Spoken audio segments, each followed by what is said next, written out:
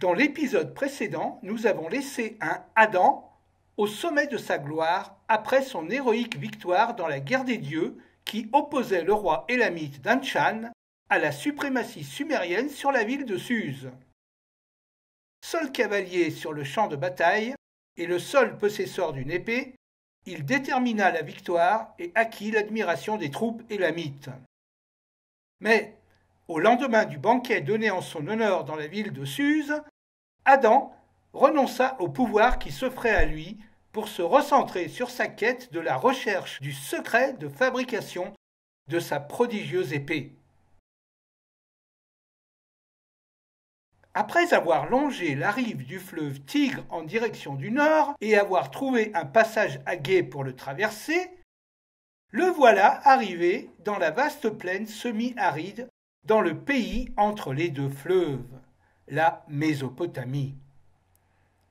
Ce n'est pas le désert des portes de l'enfer que son clan d'origine emprunte régulièrement comme route commerciale vers la steppe eurasienne occidentale jusqu'à Samara en Volga. C'est de là-bas que son grand-père, le grand et sage Kraï, avait rapporté la fameuse épée dont il est l'héritier et qui depuis fait sa fortune. Voir l'épisode 1 de cette série, la révélation de l'épée. Ici, la plaine est semi-aride. Des petits cours d'eau la traversent par endroits, permettant l'existence d'un gibier satisfaisant pour la chasse. La journée, Adam chasse le lièvre et le faucon. La nuit, il rôtit ses prises et s'endort du sommeil de l'innocent sous une couverture d'étoiles. Le lendemain, il entend les échos lointains d'une cacophonie. Au milieu de la plaine, près d'un cours d'eau, se trouve un grand et vaste ensemble de bâtiments. Curieux, il s'approche. De l'autre côté d'un cours d'eau se dresse une ville entourée de murailles qui semblent aller jusqu'à l'horizon. La ville est dominée par une citadelle imposante qui abrite de grands bâtiments. Les bruits qui lui parviennent témoignent d'une activité intense. Adam n'a jamais vu un village aussi grand et ainsi fortifié. Cette vision défie son imagination et son cœur lui suggère d'éviter cet endroit. Aussi décide-t-il de ne pas s'attarder et il continue sa route vers le nord en longeant le cours du fleuve. Après 2 jours de trot, il aperçoit, sur la rive opposée, un village plus modeste.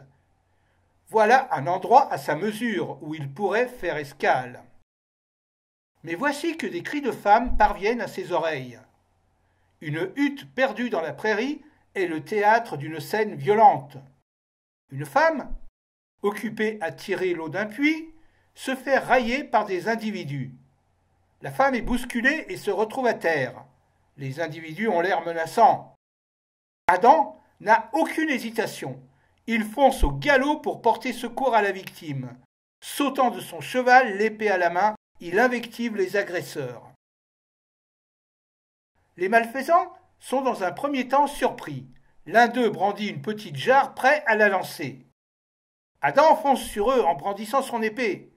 Il frappe l'un d'eux, tandis que les deux autres se disent qu'ils sont de trop. Fier à bras devant les faibles, la couardise les saisit en voyant la taille du coutelas de l'assaillant. Sans demander leur reste, ils prennent leurs jambes à leur cou et disparaissent au fond de la prairie.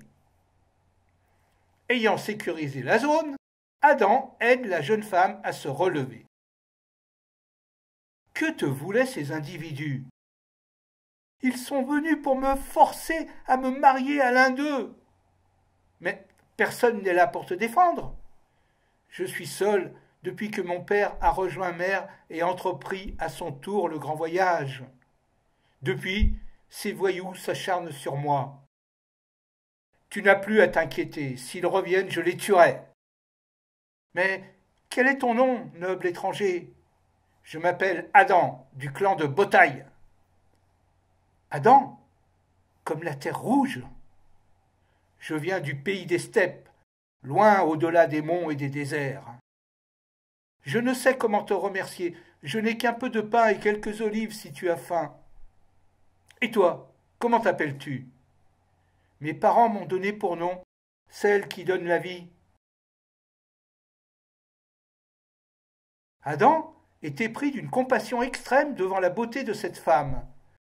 Il ressent une nouvelle fois cette sensation au fond de son ventre, comme il l'avait ressenti au marché de Chari-Soctet, devant les corps des femmes exposées à la vente. Mais une peau noire, comme le bois d'ébène. Il ne savait pas que cela fût possible. Il caressa le visage de la jeune femme. Sa peau était plus douce que la soie qui se vendait sur les étals des marchands de Chari-Soctet. De son côté, Ève est troublée par la beauté de cet homme. Elle n'avait jamais vu un visage aussi pâle et des cheveux aussi blonds qu'ils semblaient servir de nid pour le soleil. Le charme agit instantanément entre les deux êtres, et sans comprendre comment, ils se trouvèrent liés l'un à l'autre.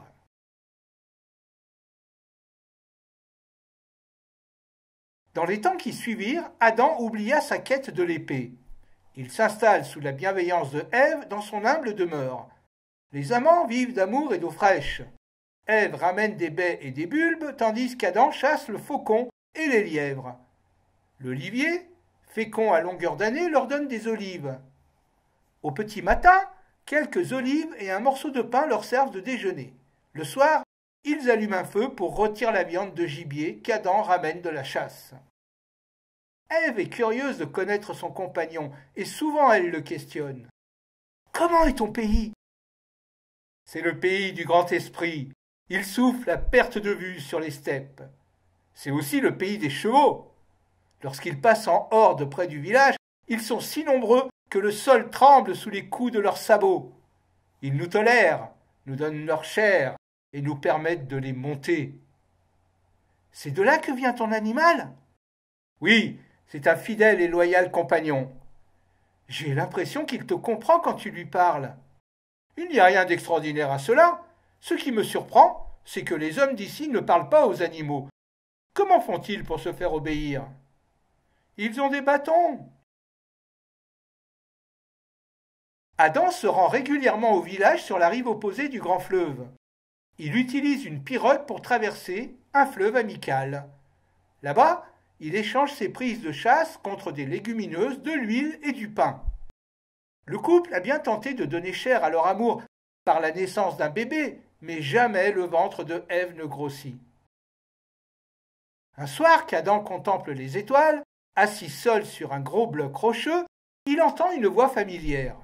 « Alors, mon ami, tu sembles avoir trouvé ta quête. Ce n'était pas l'épée, mais l'amour. » « Zoé, mon ami, comment est-ce possible? Où te caches-tu? Je ne te vois pas. » En effet, Adam a beau regarder dans toutes les directions, il ne voit personne. Pourtant, dans ce désert semi-aride, il n'y a pas d'endroit pour se cacher. Qui plus est, ce n'est pas la pénombre de la nuit qui freine le regard perçant de l'excellent chasseur de fauves qu'il est. « Zoé, où es-tu? » « Je suis toujours avec toi, Adam. Là, je suis dans ton cœur, et je me réjouis d'y trouver un jardin des plus paisibles. Je suis heureux pour toi. » La voix vient en effet de son intérieur. Elle reprend. « Où est ton épée, Adam? » oublié quelque part dans la hutte sous un tas de choses qui finissent par ne plus servir. Tu ne t'intéresses plus aux jeux de guerre? Arslan Tepe ne t'intéresse plus? Non, non. Je n'avais qu'une envie, c'était de connaître le secret de la forge, mais maintenant je me demande bien pourquoi. Les épées ne servent pas l'homme, elles l'aliènent. Un jour on y mettra la puissance du feu et le bruit du tonnerre. Elle portera alors ses coups meurtriers à distance. Les épées ne servent qu'au combat au corps à corps, mais contrairement à la pierre, la flèche ou la lance, il n'y a nul besoin d'aller la récupérer après le coup porté. Ève, discrète, apparaît au seuil du cabanon. Elle est intriguée par le fait qu'Adam parle tout seul. La voix de Zoé n'est perceptible que pour Adam, et elle continue de lui parler. Ta compagne est une femme courageuse, elle te donnera une grande progéniture. Je ne pense pas, non, elle est toujours stérile. C'est parce que tu n'es pas encore arrivé à destination. Que veux-tu dire? Vers le nord, dans une plaine au cœur des montagnes, berceau des sources qui abreuvent le monde, se trouve un vieil homme. Il t'attend.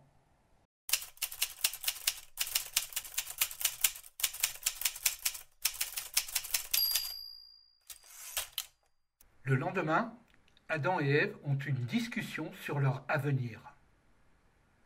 Ils sont en accord pour dire qu'il n'y en a point ici.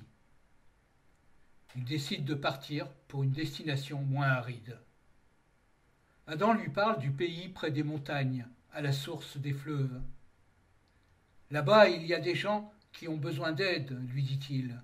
Nous y serons bien accueillis. Or, il se trouve que plusieurs fois dans l'année, une caravane d'ânes, originaire de Tel Brak en Syrie, fait escale au village de Marie, avant de descendre vers Uruk-la-Belle, en basse Mésopotamie. Cette caravane participe du commerce triangulaire entre la riche plaine céréalière de Sumer et la lointaine contrée d'une Égypte naissante, située aux confins ouest du monde. Pour l'aller, on achemine de la turquoise, du cuivre natif, du vin et du bois de cèdre, matériaux nobles et précieux qui font défaut en pays de Sumer. Puis, elle s'en retourne vers la Syrie, chargée de céréales et de céramique.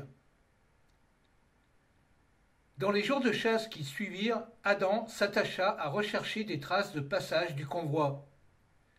Les restes d'un feu de camp encore fumant et du crottin d'âne au milieu de traces de sabots lui indiquent qu'un groupe relativement important d'individus et d'animaux est en transit dans la région.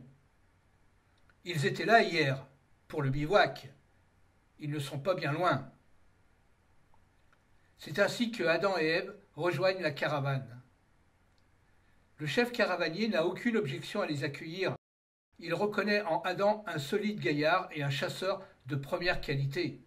« Tu es le bienvenu. La route vers la Syrie est encore longue et votre compagnie brisera la monotonie du voyage. » Après plusieurs jours de marche, ils aperçoivent au loin la cité de Nagar Tel Brak. Adam fait ses adieux au chef caravanier.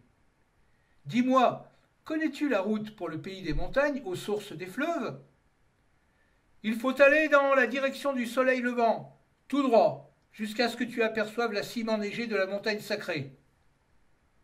Avec ton prodigieux animal, tu y arriveras en quelques jours. »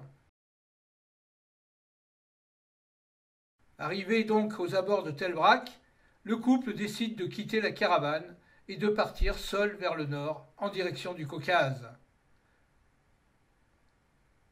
Le chemin est long à deux sur la monture, le gibier rare, les baies et les bulbes introuvables. Ils en viennent à disputer le gibet à des vautours qu'ils ont peine à faire fuir.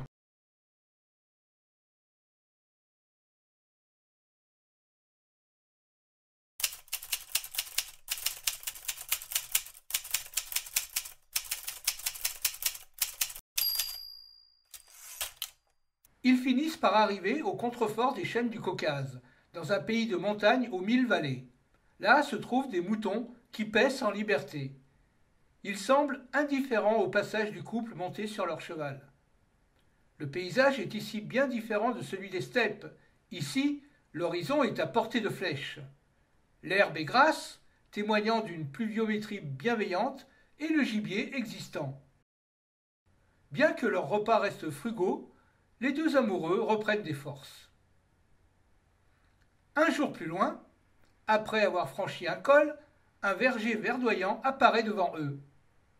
Sur un de ces drôles de pommiers, de grosses pommes de couleur orangée, stimulantes et provocantes, avec une peau de daim, arrivent à maturité. Le couple est admiratif. Ces fruits attendent qu'on vienne bien les cueillir, se disent-ils. Or, à chaque fois qu'Adam tente d'en saisir une, des corbeaux surexcités surgissent du feuillage en poussant des croassements aigus qui effraient les prédateurs. Adam, exaspéré, lâche un grognement critique. Comment les gens d'ici se nourrissent-ils si les animaux font barrage à la cueillette?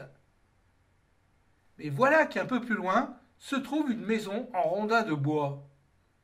Devant la maison est dressée une table qui expose une nourriture garnie. Un renard et un chien profitent de l'ombre sous la table pour faire la sieste côte à côte. L'air est rythmé par la mélodie du chant des cigales accompagné du piaffement de moineaux. Des grognements de marcassins se font entendre en rythme régulier comme en guise de refrain. Adam et Ève sont gênés par la vue de ces victuailles qui semblent s'offrir à eux, eux qui n'ont pas mangé à leur faim durant tout le voyage.